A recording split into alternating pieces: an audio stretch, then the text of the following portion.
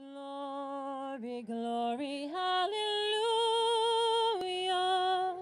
Glory, glory, hallelujah. Glory, glory, hallelujah. His truth is marching on. At this time,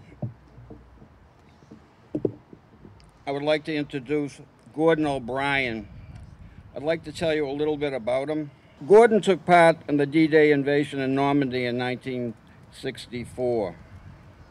Just recently, 2 months ago, the French consulate came to Hull, and he was awarded the French Legion of Honor Award, which is the highest award the French has to give. It's the natural order. The Legion of Honor is the highest decoration in France. It was created by Napoleon Bonaparte in 1802 for recognition of merit for a civilian and soldiers alike. At this time, Gordon.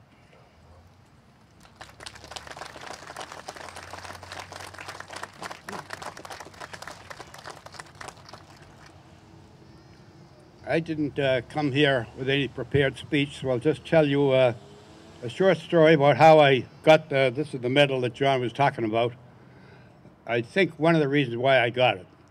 We were in Normandy about 3 weeks, and we were quiet, no activity at all, because the supplies were building up behind us. And when they finally built up enough, the idea was going forward, and which we did. But there was a bridge in the town of Avranches in the lower part of Normandy, just before you get out of the Normandy. And it had a bridge, and the Germans would have to cross that bridge to get out of there.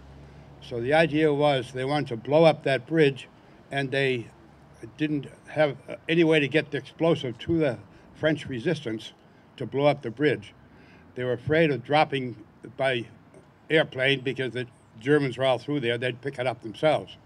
They couldn't bomb it from the air because, again, the collateral damage, the citizens would be bombed out.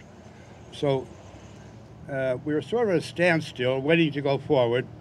And my colonel said to me, "O'Brien, I want you to go up to Corps headquarters and see Colonel Lewis." Colonel Lewis was the G2, the intelligence officer for the Corps. And I went up there, and he said, I saw Colonel Lewis, and I was in trouble. I'm in trouble. What did I do wrong? And he said, "We need a volunteer, a Frenchman, a French-speaking volunteer."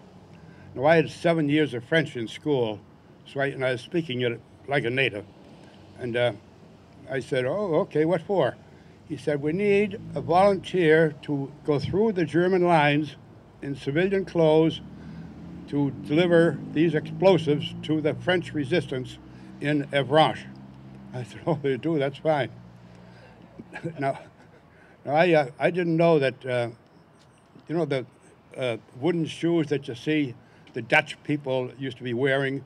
Well, I didn't know that when I landed in Normandy, most of the Norman farmers used to wear the same Dutch shoes, which was typical of the Frenchmen.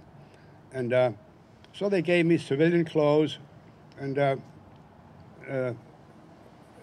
pair of Dutch shoes, and they were a little bit big, so I had to stuff straw in them. The straw was sticking out. Boy, they were uncomfortable. And civilian clothes throughout. And they had the explosives in a little wooden cart, and with dirt pile on top of it. And my job was to walk down through our line, through the German lines, to the French, dragging this little cart behind me with a shovel over my shoulder. And no American uniform anywhere. So I did. I went down through the American lines, and through the French lines, and I could see the German soldiers watching me walking along with this cart behind me, and they didn't pay any attention to me, luckily. So I got through, and I went to the French. The man that I was supposed to see was the owner and the bartender in a little French cafe or bistro, whatever they call it. And so I went in there, and I said, "Here I am." And So I stayed with him in his house, upstairs above the bar, which I didn't mind at all, for about 3 days until they blew up the bridge, and eventually the Americans came through, and I joined up with my old outfit again. But that I think was one of the things that was responsible for my getting this. Thank you.